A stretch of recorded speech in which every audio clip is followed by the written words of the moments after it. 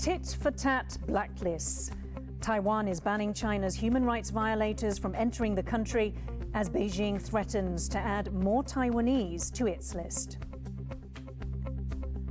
Outrage from China after Taiwan accepts an invitation to the United States' first ever Summit for Democracy.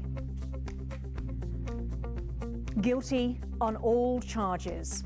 Race activists welcome a court ruling on the shooting death of a black jogger. Lights, camera, and action. The inaugural TaiwanPlus Film Festival kicks off online, bringing some of Taiwan's most beloved films to international audiences.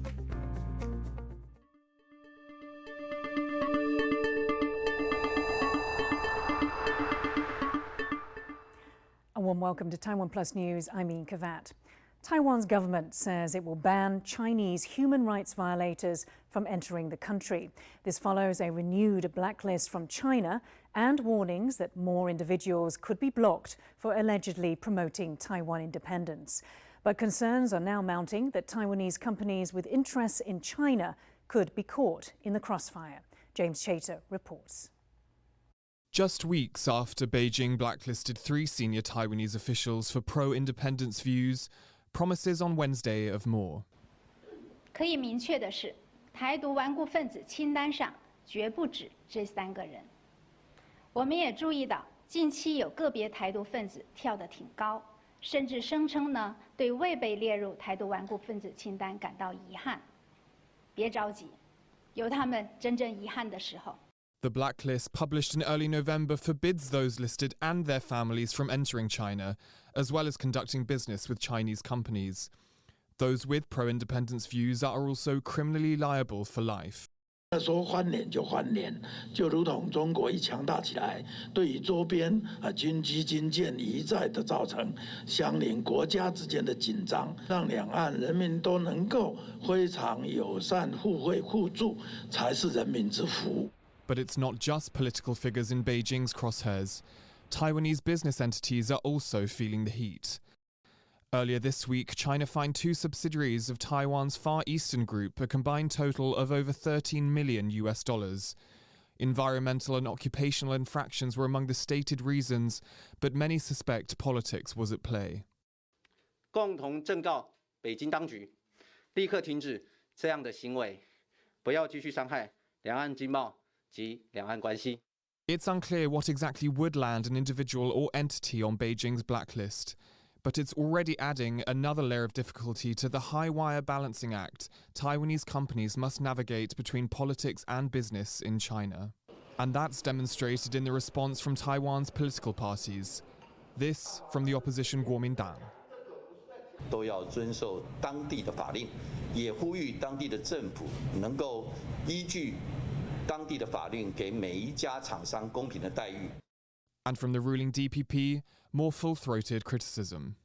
中国对于台湾其实有很多不利而且甚至不友善的动作。那当然，台湾也应该要做出更多的一些反击，让中国知道台湾也是不好惹的。 The Taiwanese office that manages relations with China said on Wednesday it is drawing up its own human rights blacklist. China's president is likely to be among those banned from entering Taiwan. 我政府将依中共对台恶意举措等事态发展，研议必要的反制与防范措施，以确保国家安全与民众权益。 Relations between the two sides are at their lowest ebb in decades. Taiwan's list could be published as early as next week, and with more names set to be added to Beijing's blacklist, an even darker shadow looks set to be cast over cross-strait relations. Alex Chen and James Chater for TaiwanPlus.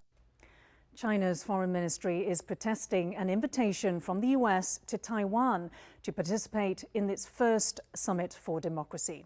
The event is part of President Joe Biden's attempt to renew democracy globally. Taiwan is one of 110 invitees to the 2-day virtual conference. China and Russia are not invited. Taiwan will be represented by Digital Minister Audrey Tang and Taiwan's representative to the US, Xiaobi Kim. China urged the US to abide by the One China principle. 为台独势力搭台，只会让自己下不来台，与台独一起玩火，终将引火烧身。 To discuss the wider significance of Taiwan's invitation, I spoke to Chen Quanting, CEO of think tank Taiwan Next Gen Foundation. He told me the move sends a clear message from the Biden administration that it stands with Taiwan. Biden's invitation for Taiwan is reflective of a more general paradigm shift. The perceptions of Taiwan is moving from that of an object to that of a subject. Just getting a seat at the table is no longer the end in and of itself. Taiwan is ready to be a responsible and an equal partner who can help others learn from its democratic success story. I view this invitation as a very strong and clear message from the Biden administration that it stands with Taiwan. The signal is clear. Beijing is not allowed to confound diplomacies with the misuse of its positions of power and coercing countries. Taiwan is sending, rather than our president, we're sending our digital minister, Audrey Tang, who is for our disinformation efforts, and also our representative to the US, Xiaobi Kim. So having Audrey Tang and Representative Kim Xiao represent our nation at the summit, I think it will allow us to amplify voices of people who are directly involved in. So firstly, deepening, broadening, and promoting digital solutions to safeguarding our democracy. So the host of the summit, we are showcasing our actual expertise. This drives home the point that engagement with Taiwan can be substantial rather than only symbolic. A group of 10 lawmakers from the Baltic nations will soon visit Taiwan for a government-led forum. The delegation will arrive early next month and will include members of parliament from Lithuania, Latvia and Estonia. The visit comes as Taiwan is building closer ties with a number of EU countries. Lithuania's foreign minister is in Washington, and he urged European nations to brace against coercion from China. Because now we started understanding that, look, China holds so much power, so much economic power, that whenever it has political needs, it can just, pull a string and basically, everybody just aligns. And it's definitely not the situation, not the world we were thinking that we're living in. So I think that we are waking up to this understanding and starting to build a policy. How do you face the situation? Germany's new coalition government is presenting a united front on support for Taiwan and a tougher policy on China. Leaders of Germany's Social Democrats, Greens and Free Democrats announced a coalition government agreement, officially drawing the curtain on the Angela Merkel 16-year era. The coalition agreement indicated the new government would take a tougher line on China than under Merkel, while calling for peace in the Taiwan Strait. They also offered support for Taiwan's participation in international organizations. Germany's foreign ministry will also be led by the China skeptic Greens. Japan and Vietnam have agreed to cooperate on Taiwan as the two countries look to strengthen security ties. Japanese Prime Minister Fumio Kishida met his Vietnamese counterpart Pham Minh Chinh in Tokyo. They pledged to work together for a free and open Indo-Pacific region. The announcement comes as Japan steps up military cooperation with the US, Australia and India to counter China's assertiveness in the region. Hai bên nhất trí cao, một là tăng cường tin cậy chính trị, duy trì thường xuyên các chuyến thăm, tiếp xúc đặc biệt là cấp cao, tăng cường hợp tác chính trị, ngoại giao, an ninh, quốc phòng, đẩy mạnh các cơ chế đối thoại, hợp tác, coi nhau là đối tác quan trọng hàng đầu và mong muốn đưa quan hệ lên tầm cao mới trên tất cả các lĩnh vực. Here in Taiwan, police in New Taipei City have made the country's biggest ever heroin bust. Police seized around 440 kilograms of heroin worth over $180 million. The bust comes as the government seeks to crack down on crime syndicates by cutting off their sources of income. The seizure also highlights how Taiwan has become a hub for international drug trafficking. With Taiwan's first dose vaccination rate passing 77% and almost half of the population fully vaccinated against COVID-19, the government has announced a further easing of restrictions. Those undergoing quarantine for home isolation may now leave for up to 4 hours instead of 2 to attend a funeral or visit sick relatives. They will require a negative COVID test. As the vaccination drive steps up, the latest batch of 938,000 Pfizer-BioNTech vaccines arrived in Taiwan from Germany this morning. The delivery is part of 15 million doses ordered by TSMC, Foxconn's Yonglin Foundation and the Tzu Chi Foundation. Now turning to COVID-19 situation around the globe, where some countries are facing grim milestones, as Sandy Chi reports. For the first time, Korea sets pandemic high with more than 4,000 cases since the COVID-19 pandemic began, most of them coming from Seoul and surrounding areas. It follows the recent easing of social distancing measures. In Germany, the death toll from the virus is poised to pass the 100,000 mark. Authorities there have not ruled out a full lockdown. However, the US holds the record for the highest number of deaths and cases, with the total case number now far exceeding the 48 million mark. 3 white men have been found guilty in the murder trial of a black man in the US. The high-profile case helped fuel the Black Lives Matter protests that swept the country last year. Ed Moon has this report. Just moments after the guilty verdicts were handed down, civil rights activists outside a court in Brunswick, Georgia, erupted into cheers.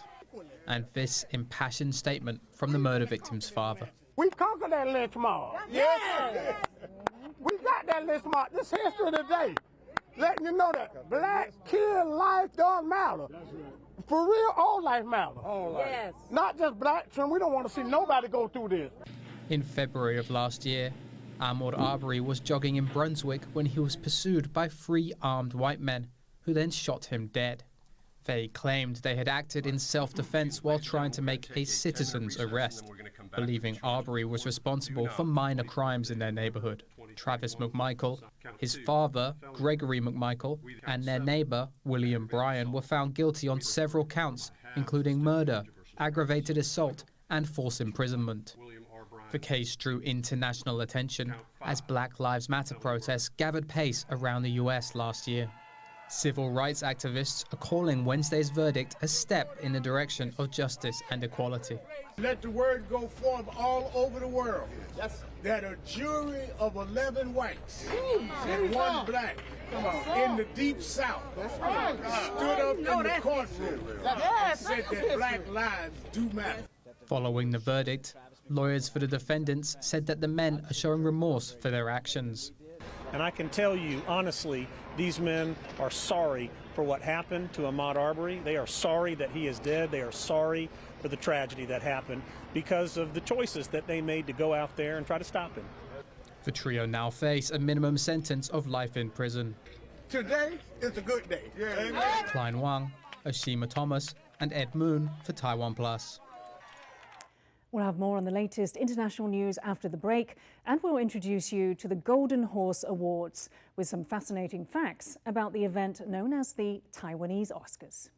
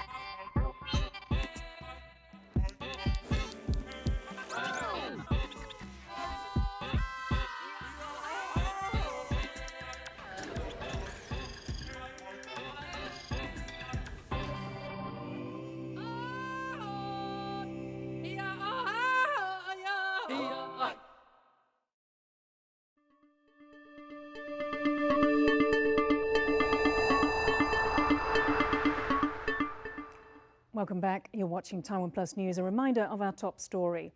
Taiwan's government says it will ban Chinese human rights violators from entering the country.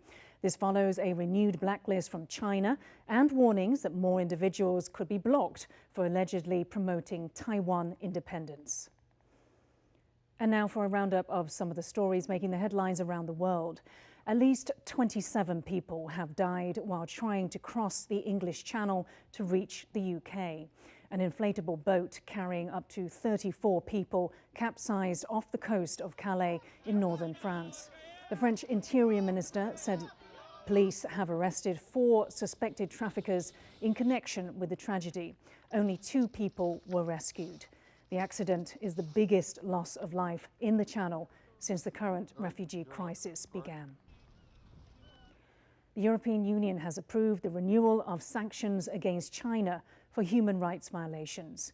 The measures target 4 Chinese officials and 1 Chinese entity over the mass detention of ethnic Uyghurs in the Xinjiang region. They were introduced in March and will be formally extended next month. They are also the first European sanctions against China since the Tiananmen Square massacre in 1989. The decision puts in jeopardy an investment agreement signed in December 2020. China has said it will not ratify the deal unless the EU lifts the sanctions. The move also comes as the US adds a dozen more Chinese firms to its export blacklist. A renowned Chinese fashion photographer has apologized after her work was criticized by state media for making China lose face. The portrait by Chen Man appeared in a Shanghai exhibition hosted by French luxury brand Dior. It was lambasted online and in state media for conforming to Western stereotypes of Chinese rather than modern Chinese beauty standards, which tend to favor features such as fair skin and large eyes. The Communist Party-run Beijing Daily labeled the photo gloomy and sinister. Following the furore, Chen publicly apologized for her immaturity and ignorance. The inaugural TaiwanPlus Film Festival has kicked off online, bringing the breadth and diversity of the country's cinema from remastered classics to modern hits for an international audience. Rick Lowett has this report.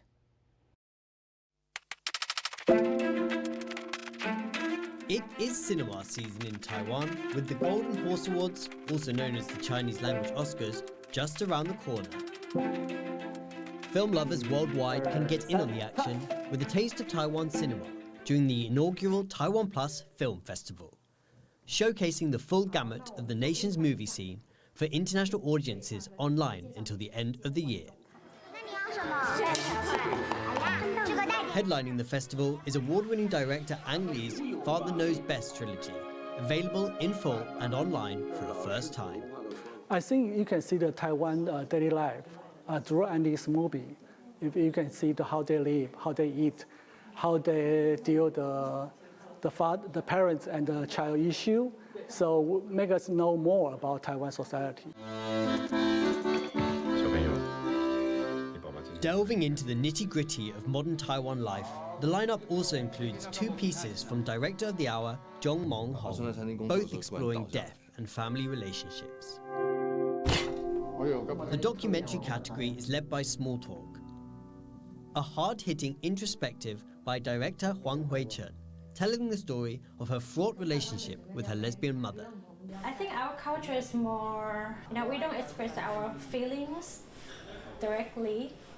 And then I think this film is an opportunity to us and to tell the people from the different cultures that why that is so difficult for us to communicate with the family members, to our loved ones. The festival also brings a rare chance to catch some of Taiwan's classics from the 60s and 80s. Recently remastered by the Taiwan Film and Audiovisual Institute, its president hopes that this will resonate with an international audience.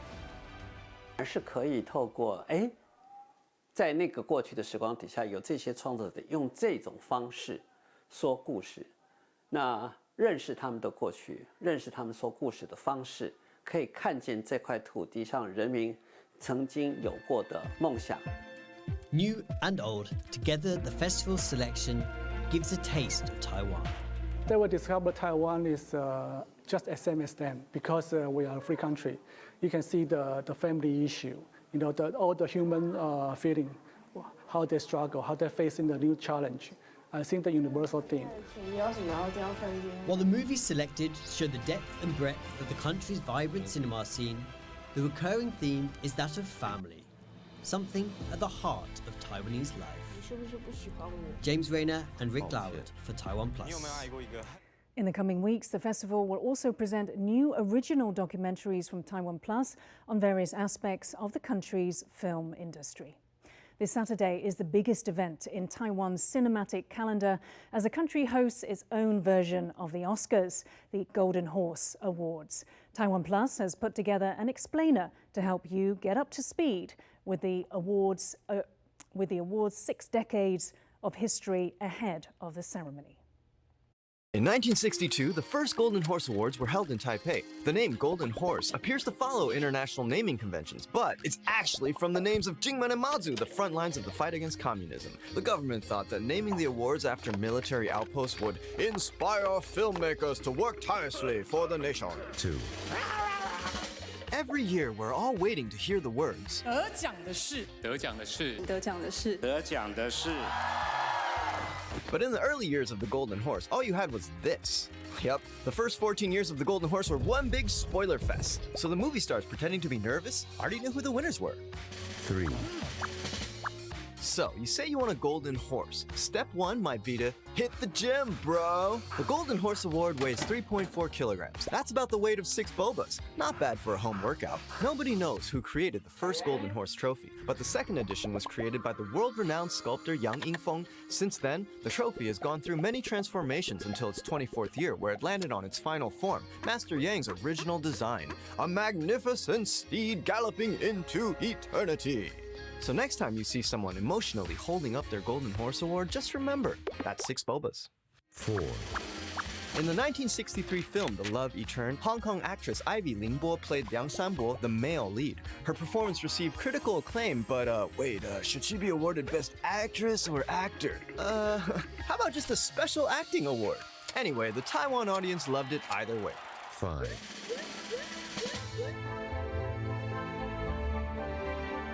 Do you recognize this song? In 1980, the musician Fan Mannong and lyricist Sun Yi composed the theme song Galloping Golden Horse. This stirring melody has become a Golden Horse tradition, ushering in the big day for filmmakers and the audience for more than 40 years. 6.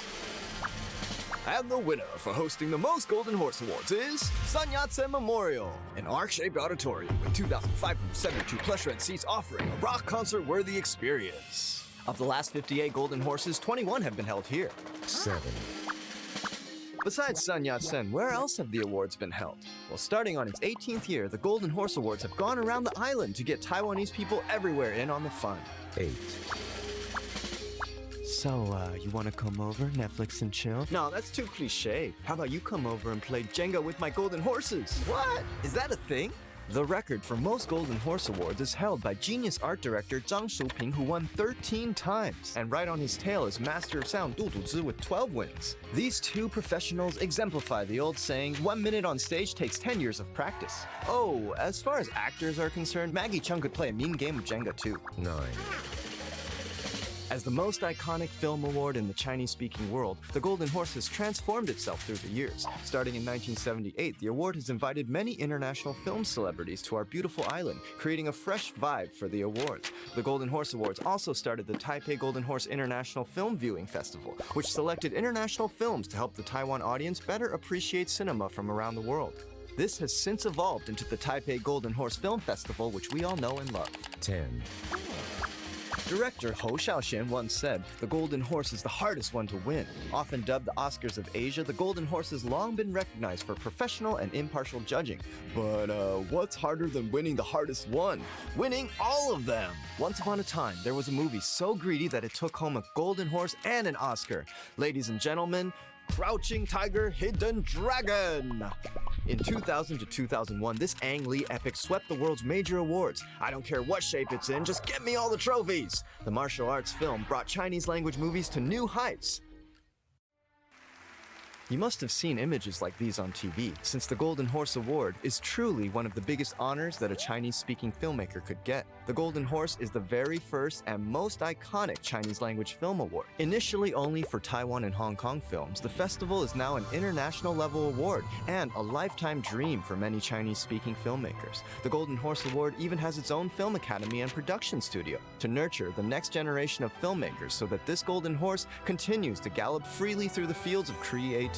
This video was sponsored by TaiwanPlus. Follow TaiwanPlus for more cool content about Taiwan and Asia. Thanks for watching TaiwanPlus News. I'm Yin Khvat. We leave you with images of a spacecraft launched by NASA to demonstrate the world's first planetary defense system. For more stories from Taiwan and around the world, please download the TaiwanPlus app. Stay safe and see you next time.